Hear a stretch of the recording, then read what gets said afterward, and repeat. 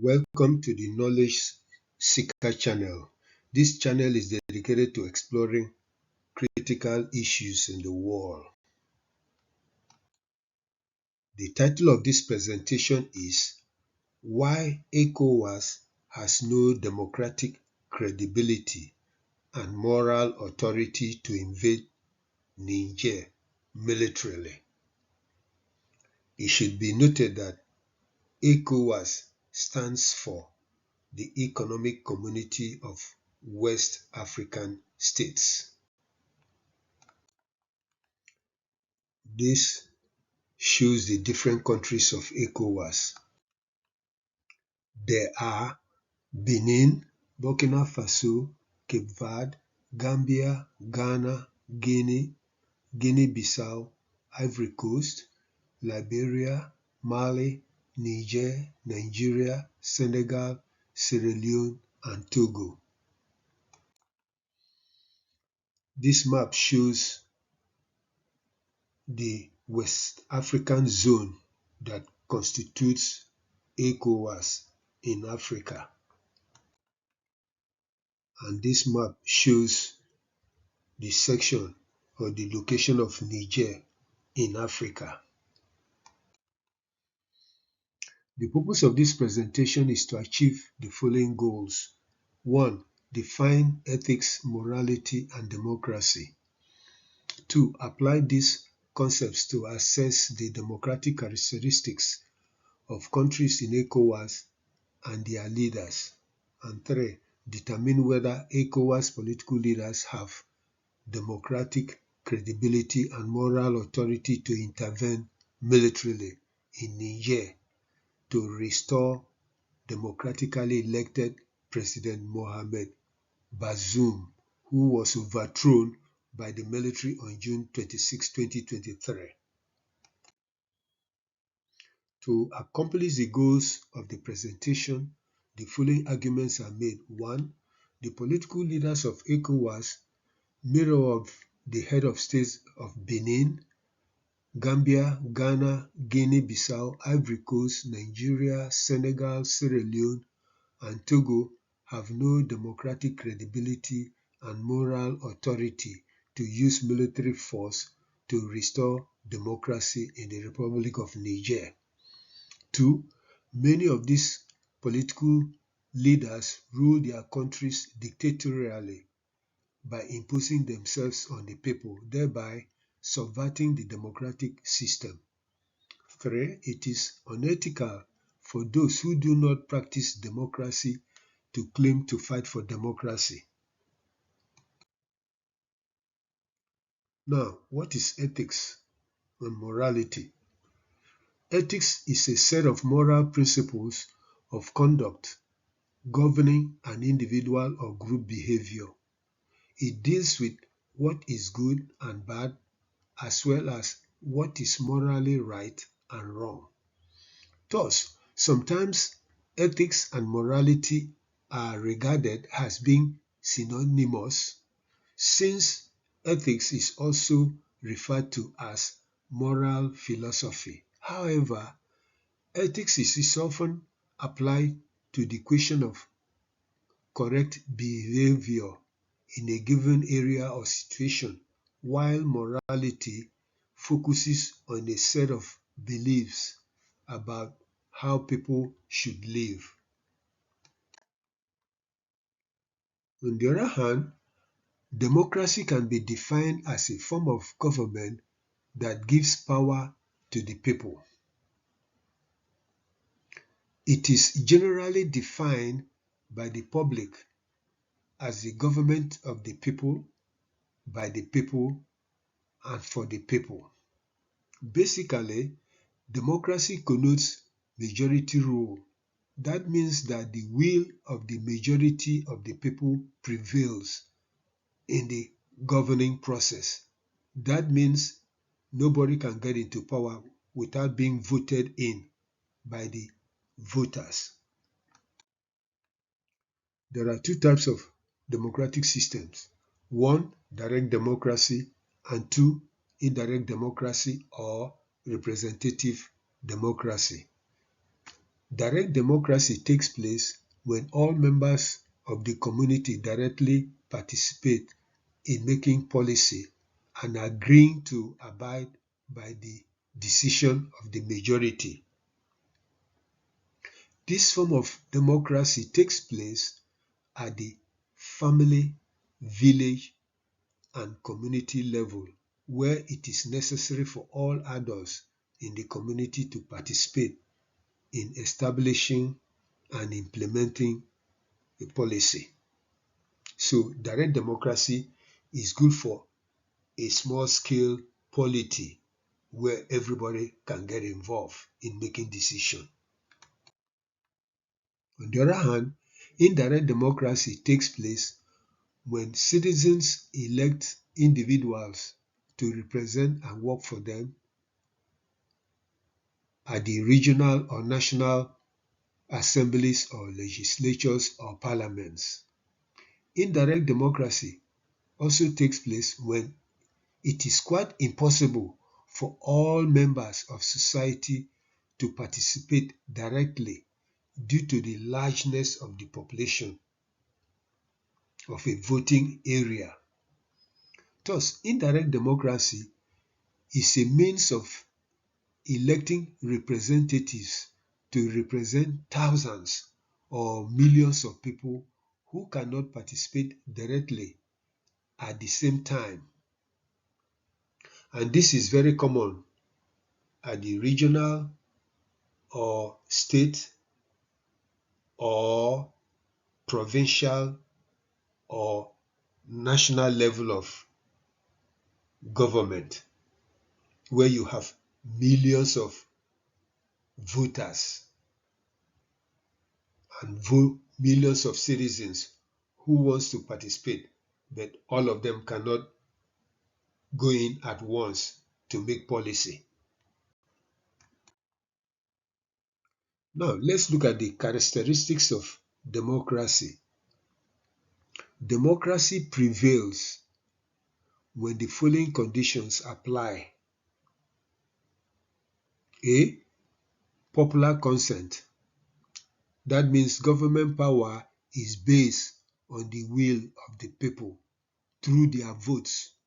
This means that governments cannot make decisions that are contrary to the consent of the people. B. Popular sovereignty. C. Majority rule. D. Political equality for all citizens. E. The rule of law must apply equally across the board to all citizens. F. The right of participation by all qualified citizens in the political process. G. Freedom of expression for individuals, groups, and the media. H. Individual rights for all individuals. I. Freedom of association. J. The right to form political parties and participate in the political system. K. The right to vote by all eligible voters. L. The active presence of civil society. And M. The Constitution is regarded as the supreme law of the land. That means when the Supreme Court makes a decision, that is final, and every citizen must obey the law based on the constitutional stipulation. Having defined and explained ethics, morality, and democracy, it is now necessary to examine the democratic credential of the ECOWAS countries.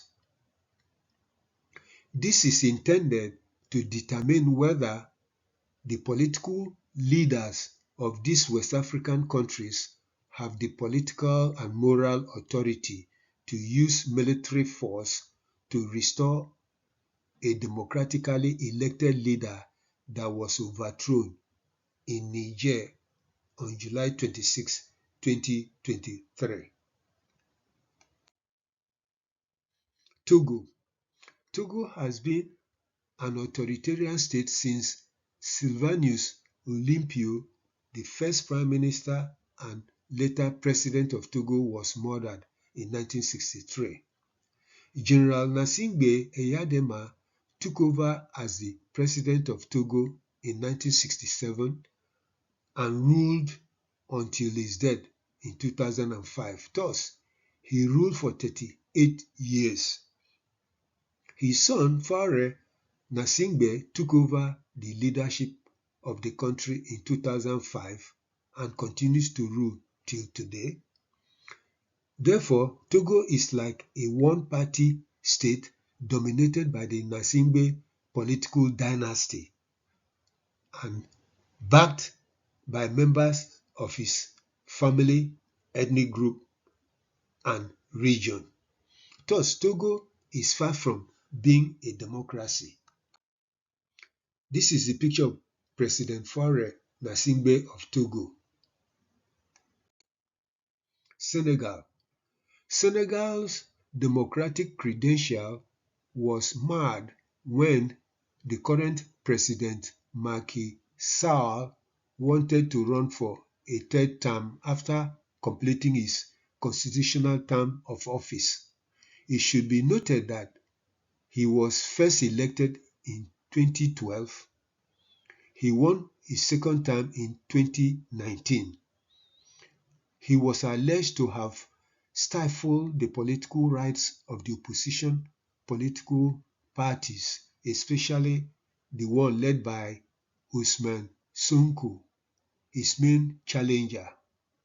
Like other African rulers who love to remain in power endlessly, he uses the power of the state to create obstacles for Sonko, who had to face rape charges and possible imprisonment to prevent him from challenging the incumbent. Sall's desire to run for a third term resulted in violent riots that led to the deaths of some protesters and supporters of Mr. Sonko. President Sall finally relented and gave up the third term plan. This is the picture of President Macky Sall of Senegal. Benin. Although there is a semblance of democracy at the surface level, however, there is nothing to smile about it in Benin Republic. Mr. Patrice Antonis Talon got elected as president on April 6, 2016. He was re-elected in April 2021 with 86% of the votes. It should be noted that the political system is authoritarian, hence members of the opposition parties are constantly harassed, intimidated, detained, and even threatened with death. In the April 2021 presidential election, many opposition candidates were disqualified, arrested, and/or forced to go into exile. Therefore, it is best to describe Benin as a one-party state since opposition political parties are not allowed to freely exercise their democratic right to participate in the electoral process without being constantly harassed. When an incumbent wins 86% of the votes, it means that something is woefully wrong with the election. This is the picture of President Patrice Antonis Talon of Benin Republic. Guinea-Bissau. Guinea-Bissau is the only country in West Africa in which no president has been able to meet the two-term constitutional threshold. The reason is that the country has a tumultuous political history with military coups and counter-coups. As a result, no president has successfully completed two terms in office. Current President Umaru Sissoco Embalo has been in power for 3 years since he ascended the pinnacle of power in February 2020. This is President Umaru Sissoco Embalo of Guinea-Bissau. Ivory Coast. Although Ivory Coast has a rosy image that is often associated with calmness in an otherwise rough political ocean, the country is far from being democratic due to a tendency toward authoritarianism. President Felix Houphouët-Boigny, the first leader of the country, ruled for 30 years. Laurent Gbagbo, who became president in 2000, was jailed for subversive teaching in the 1970s.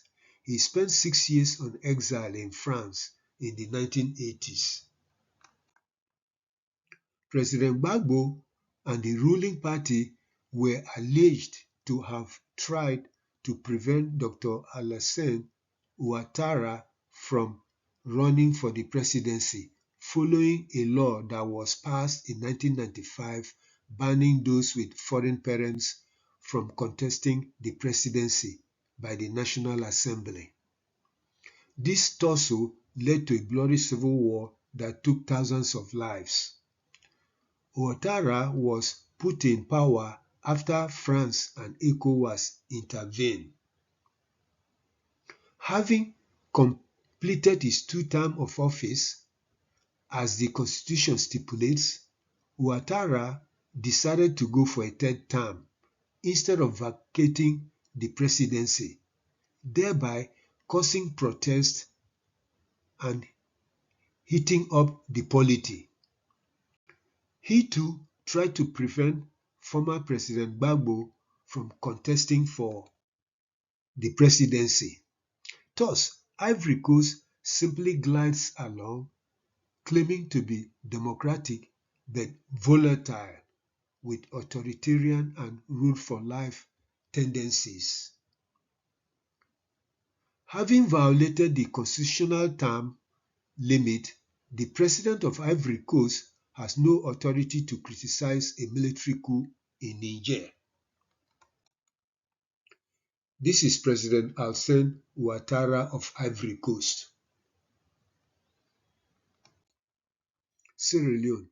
Sierra Leone had a bloody civil war like Liberia, Ivory Coast, and Nigeria, but has recovered, although still struggling to a certain degree.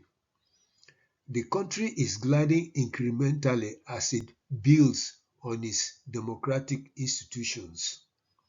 Hence, Julius Maada Bio, a former military officer, was able to defeat an incumbent Samura Kamara to become the president in the controversial runoff election on April 4, 2018. He won re-election and was sworn in on June 27, 2023. There have been a series of protests due to economic hardship necessitated by some of his policies. Nevertheless, the democratic process is ongoing in Sierra Leone. This is President Julius Maada Bio of Sierra Leone. Liberia. After a bloody and destructive civil war, Liberia has done remarkably well in terms of democratic governance.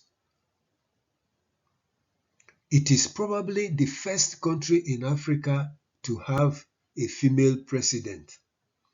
Apart from that, the country has been able to transfer power from one leader to another through peaceful democratic elections. As a result, power has been transferred peacefully 3 times. President George Tollan Weah of the Coalition for Democratic Change is the current president.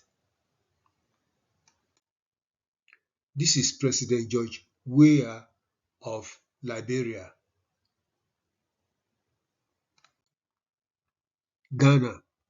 Ghana has a high credibility in terms of democratic governance in West Africa.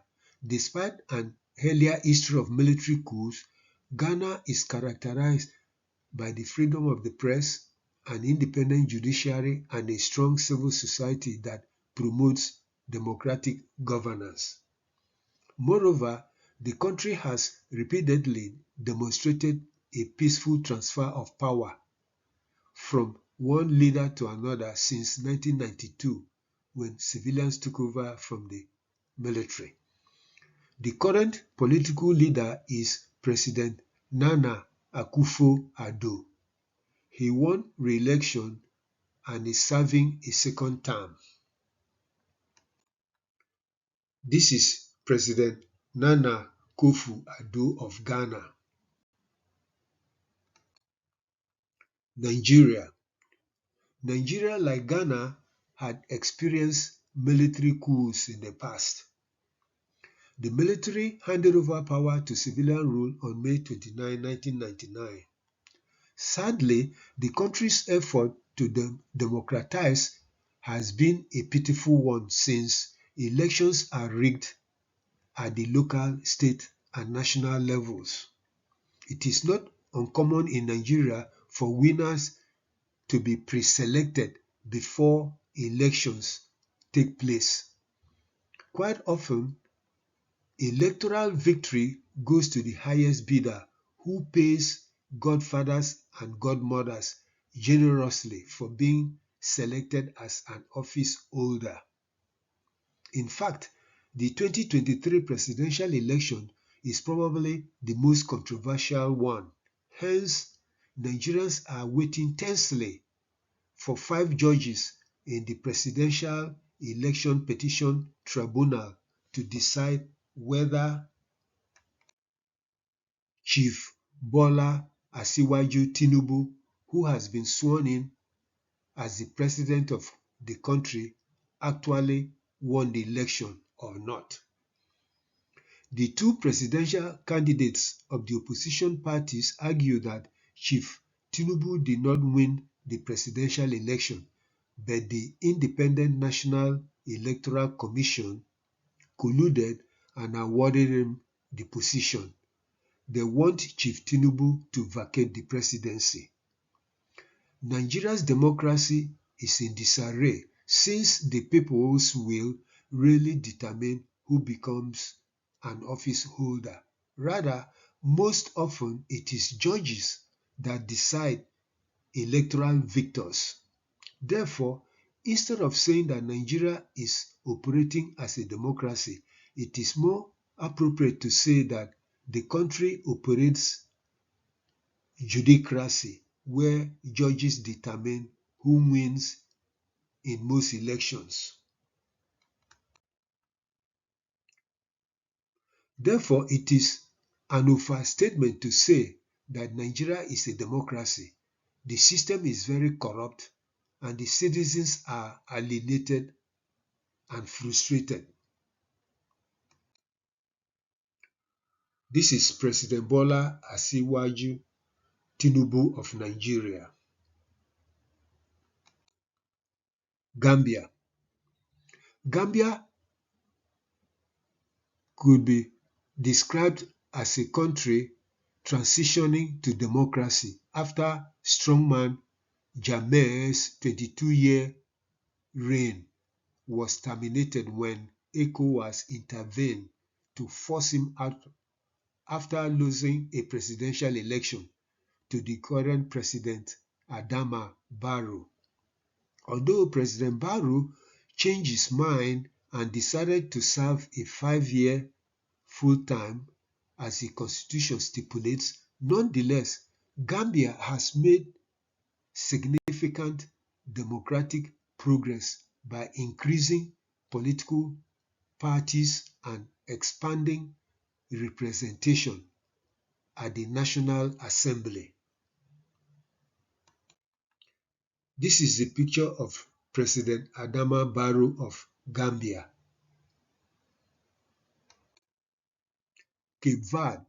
The Cape Verde could be said to be the most democratic of the West African countries and probably one of the best in Africa.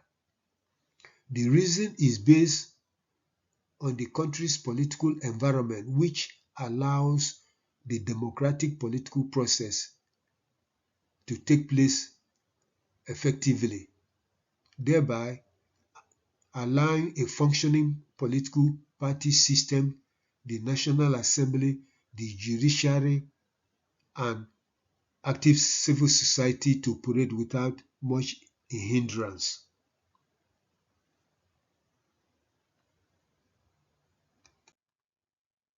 This is President Jose Maria Neves of Cape Verde.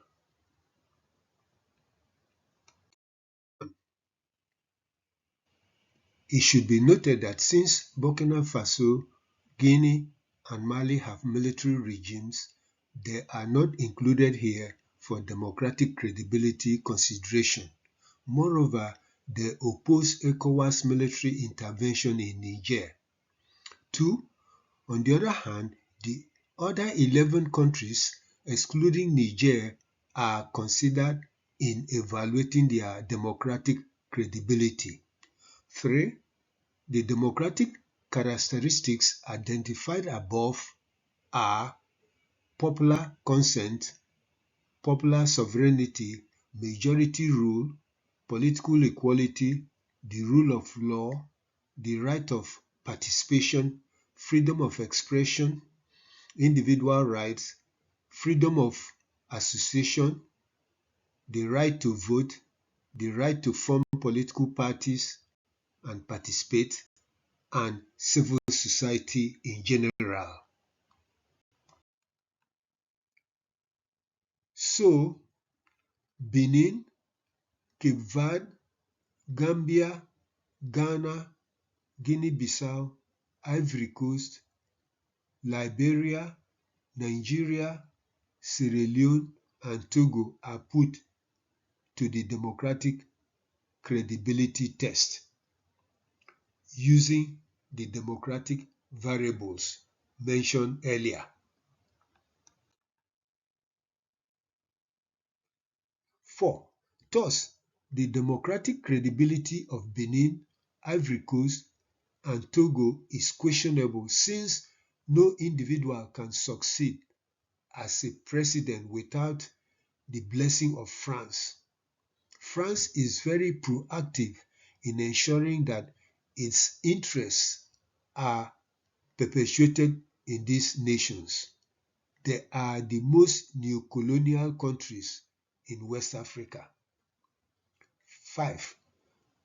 For the English-speaking countries, Ghana, Liberia, Sierra Leone, and Gambia, in succeeding order, can claim some successes in attaining democracy, with Ghana and Liberia topping the list. 6. Nigeria does not qualify as a democracy since elections are bought and sold almost openly with total disregard for the feelings of the citizens.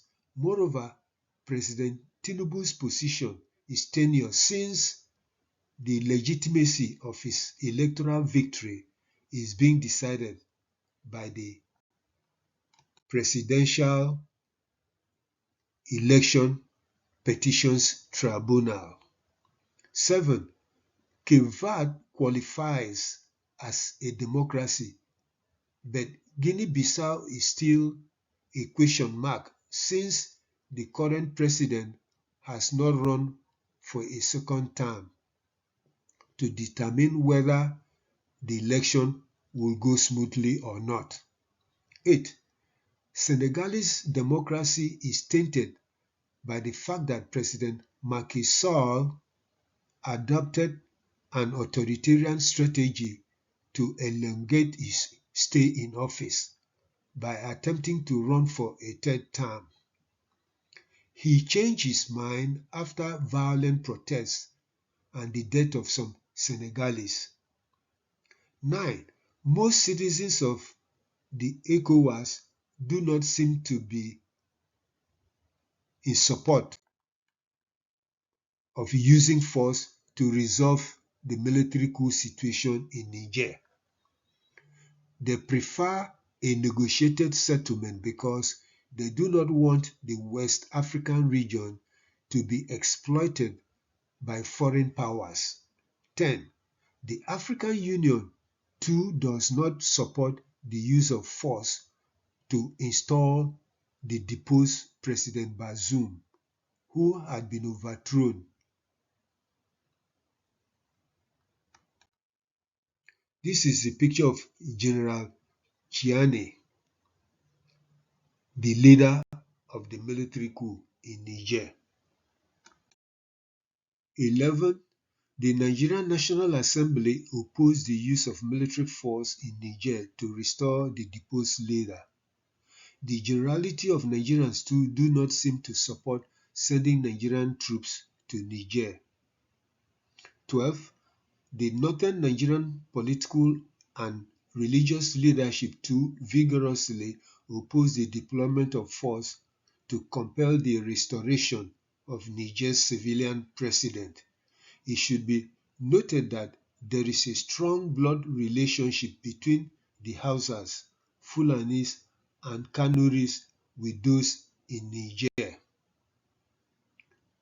In fact, the Northern Senators Forum in Nigeria's National Assembly argued that military intervention in Niger will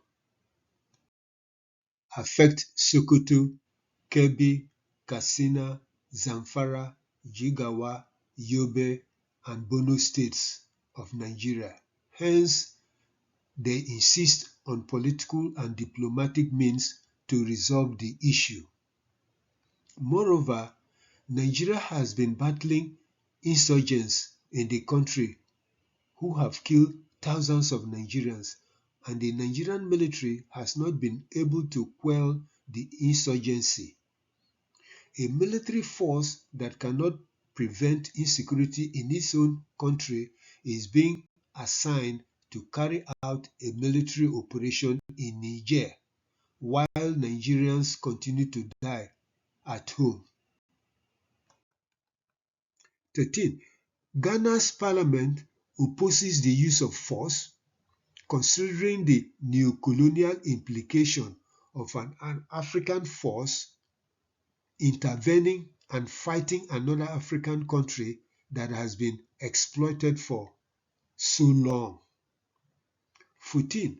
4 of the 11 countries that have agreed for a possible military intervention, including Benin, Ivory Coast, Nigeria, and Togo, have no democratic credibility at all.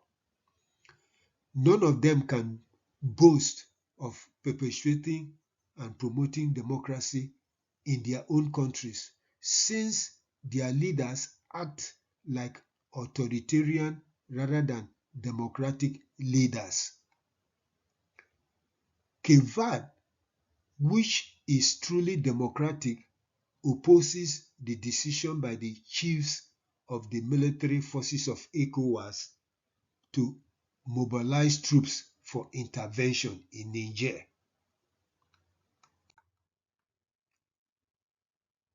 In conclusion, 1.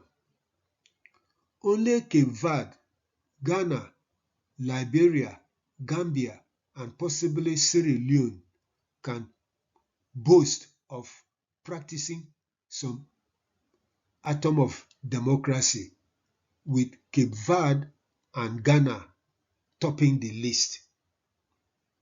Benin, Ivory Coast, Nigeria and Togo have no moral right to speak about sending troops to defend democracy in Niger when they violate democratic processes with total disregard for the rule of law, the independence of the judiciary, and the right of opposition candidates and parties to fully participate in the electoral process. Moreover, they are actively involved in corrupt practices and generally do not care about the rights of their citizens. 3. It is hypocritical for rulers who do not practice democracy in their own countries to talk about going to war in Niger to restore democracy. 4. The coup in Niger is unique in the sense that it brings to the fore the external and internal colonial status of 14 or more African countries, including Benin, Burkina Faso, Cameroon, the Central African Republic, Chad, Gabon, Ivory Coast, Mali, Niger, and Senegal, the Republic of the Congo and Togo, as well as Guinea-Bissau and Equatorial Guinea, who are members of the CFA financial zone.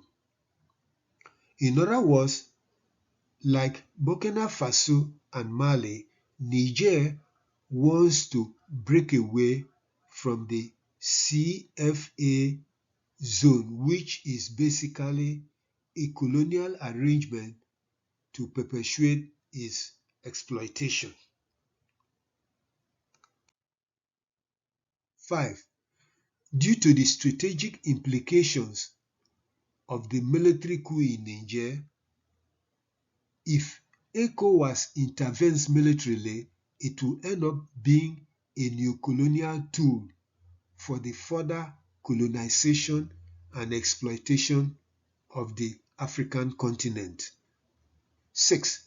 For countries like Nigeria, Ghana, and Senegal that have stood at the forefront of decolonization and liberation of Africa, sending a military force to impose a leader who has been rejected by a considerable number of Nigerians would mean that the leaders of the ECOWAS have been compromised to do the unthinkable by serving as foreign stooges to allow for the continuing neo-colonization of Africa.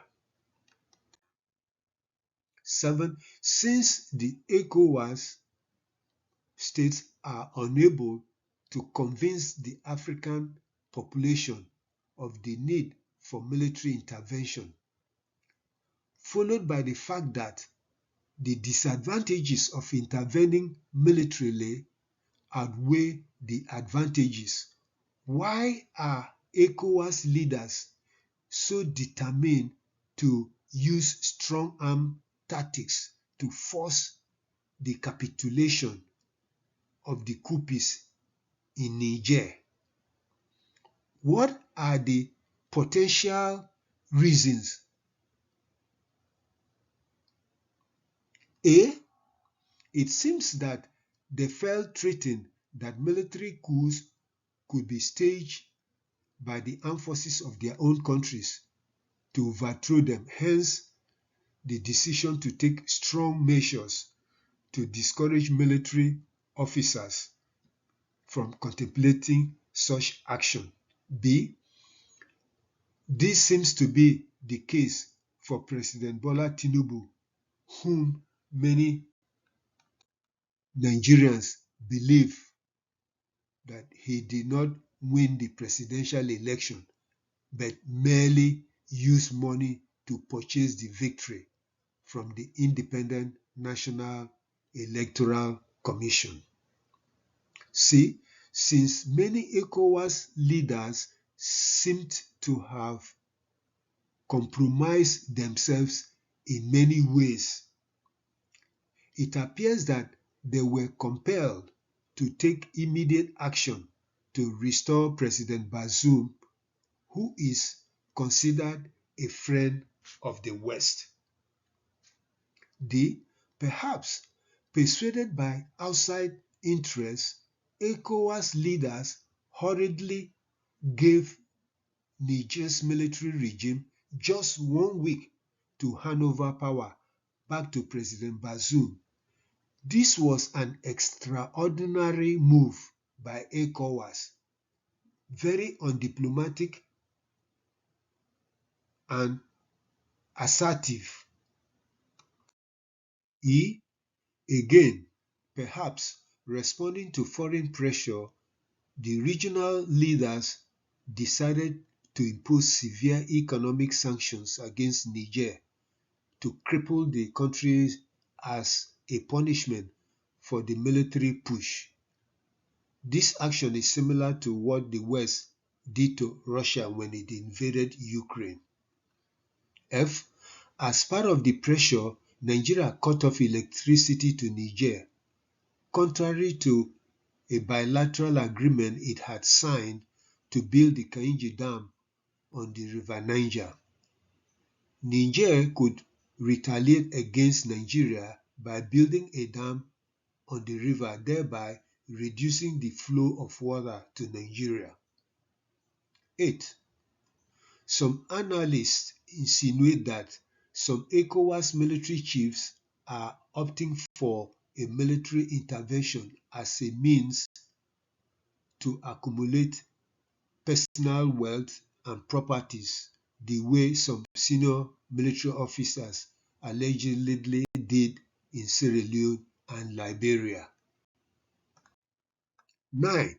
Since ECOWAS is bent on intervening militarily, Niger could retaliate by sponsoring Boko Haram, other jihadist groups, and herdsmen in Nigeria to increase their attacks in the country.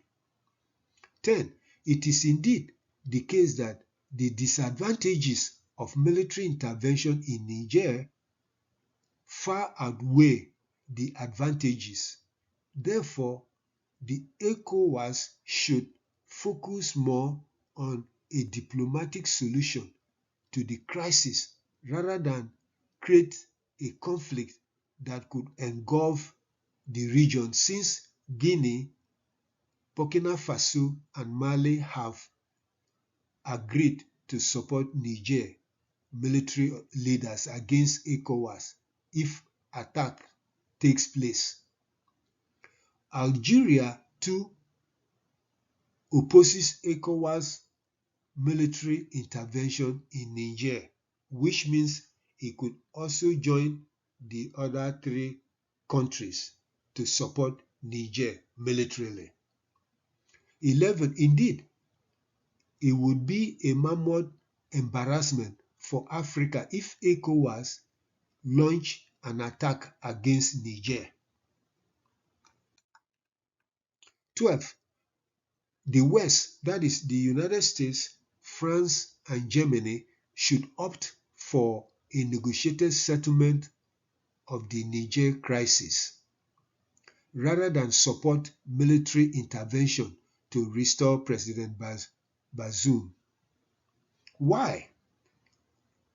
Most Nigerians and Africans in general seems to view him as a neo-colonial stooge who allowed France to exploit the mineral resources of Niger while impoverishing the citizens.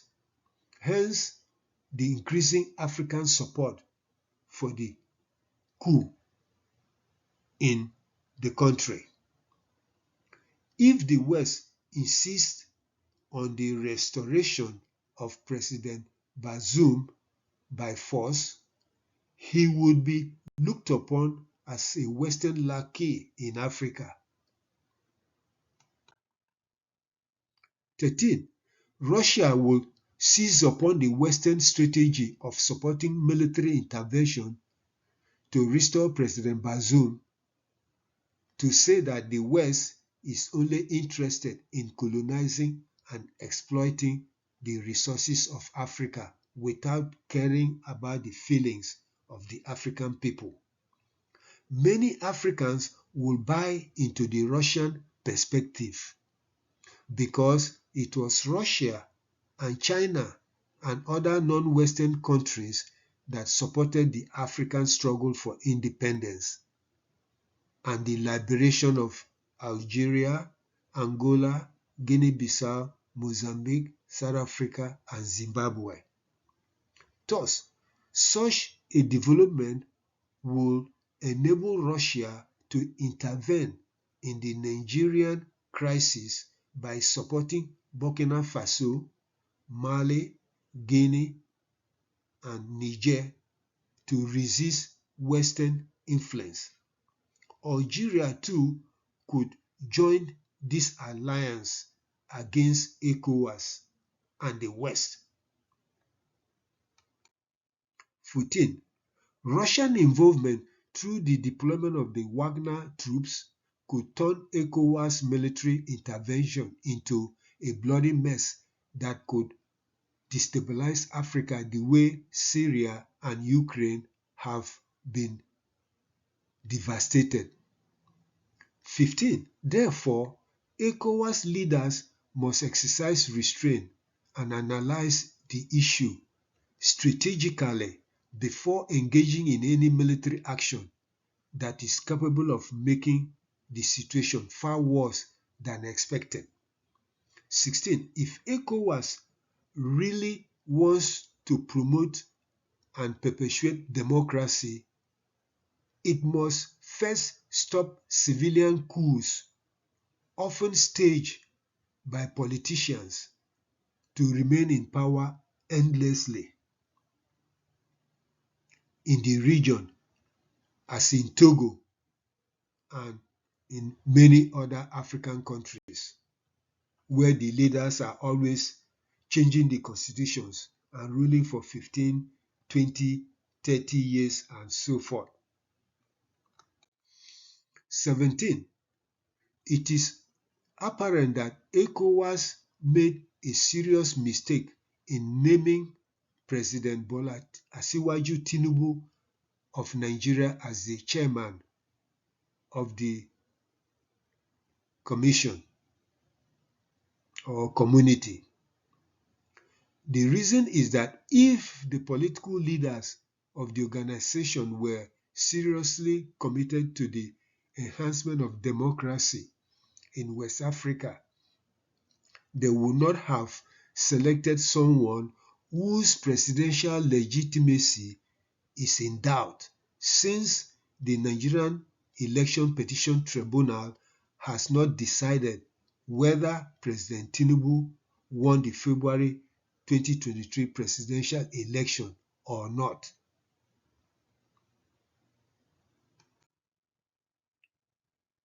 Thank you for listening to this presentation. Please subscribe to this channel and listen to other interesting presentations. Again, thank you.